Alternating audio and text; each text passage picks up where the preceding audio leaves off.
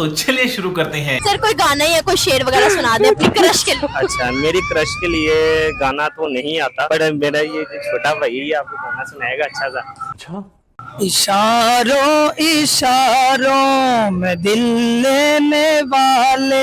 Congratulations, congratulations, great, successful person, good.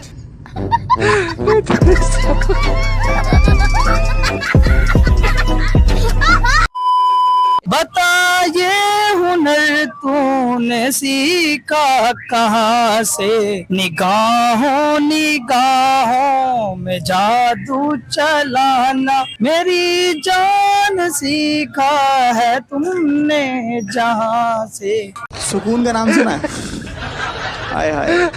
इशारों इशारों में दिल लेने वाले, बता ये हुनर तूने सीखा कहाँ से, कौन सीखा है तुमने जहाँ से। ला ला ला